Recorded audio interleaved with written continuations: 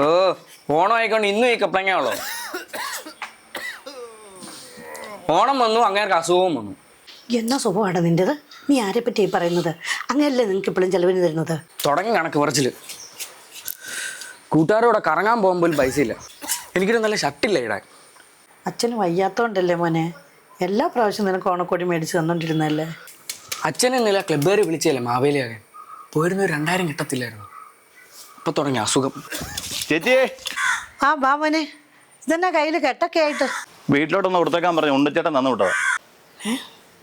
ഉണ്ണിച്ചേട്ടനോ? ഇതിവിടെ വെച്ചേക്കട്ടെ, കുറച്ച് പൈസ ഉണ്ട്. പൈസയോ? അല്ല മോനെ, ഇതൊക്കെ ആര് തന്നു വിട്ടതാന്നാ പറഞ്ഞേ? ഇവിടുത്തെ ഉണ്ണിച്ചേട്ടൻ ആരെയും അത്യാവശ്യമായിട്ട് കാണാൻ പോകുന്ന എന്നെ ഏൽപ്പിച്ചിട്ട് പോയതാ. ഇല്ലെന്നേ, ഇവിടുത്തെ ഉണ്ണിച്ചേട്ടൻ ഇവിടെ ഉണ്ട്. ഇന്നലെ ഇന്നുമായിട്ട് പുറത്തു പോലും പോയിട്ടില്ല. നിനക്ക് മാറിപ്പോയതായിരിക്കും മോനെ. ഇല്ലെന്ന് എനിക്ക് മാറിയിട്ടില്ല. ഞങ്ങളുള്ള കഴിഞ്ഞ ആഴ്ച ഇവിടെ വന്ന് ചേട്ടൻ മാവേലി വേഷം കെട്ടാൻ വിളിച്ചത്. ഇന്ന് ചേട്ടൻ മാവേലിയോട്ട് വരികയും ചെയ്തു. ഞങ്ങൾ ഒരുമിച്ചായിരുന്നു. നീ കേട്ടതല്ലേ ഇപ്പൊ കൂടി ചുമക്കുന്നേ?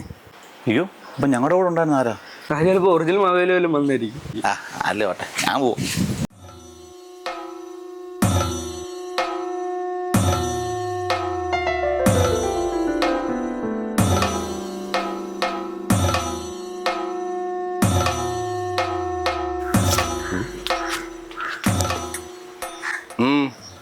എന്താടോ നമ്മ ഇങ്ങനെ തുറച്ചു നോക്കുന്നേ? മാവേലി എന്നാ മുല്ലപ്പൂ ഓർക്കുന്നേ? ഓണം ആയിക്കൊണ്ട് വേറെ പരിപാടിയൊന്നും ഇല്ലായിരുന്നോ? നാം ഇപ്പോൾ ഒരു വേഷപാടി തീർത്തിട്ട് വന്നതേ ഉള്ളൂ. മാവേലി വേഷത്തിനൊക്കെ ഒടുക്കത്തെ വാടകയല്ലേ? പെട്ടെന്ന് ഊരി കൊടുത്തിട്ട് വാ. ഇത് വാടകയല്ലടോ, ഒറിജിനലാ. ഒറിജിനലോ? അപ്പം നമ്മൾ പ്രജകളുടെ മുമ്പിലൊക്കെ നിങ്ങൾ പ്രത്യക്ഷാൻ തുടങ്ങി? ഇല്ല, തന്നെ പോലെയുള്ളവരുടെ മുമ്പിൽ മാത്രം. അതെന്നാ എന്നെപ്പോൾ ഉള്ളവർക്ക് എത്ര പ്രത്യേകത? കുടിച്ച കള്ളിൻ്റെ കെട്ടിറങ്ങുമ്പോൾ താങ്കൾ എന്നെ മറക്കും. പിന്നെ തന്നെ മുല്ലപ്പൂവൊക്കെ ആയിട്ട് ഒരു മുഴം മുല്ലപ്പൂ പോലും മേടിക്കാൻ പൈസ ഇല്ലാത്തൊരു പെൺകുട്ടിയെ നാം ഇന്ന് കണ്ടു. ആ പെൺകുട്ടി ടിഷ്യൂ പേപ്പർ ചുരുട്ടി മുല്ലപ്പൂമാല ഉണ്ടാക്കുന്ന കണ്ടപ്പോൾ നമുക്ക് വളരെ വിഷമം തോന്നി. ഇത് അവൾക്കുള്ളതാണ്.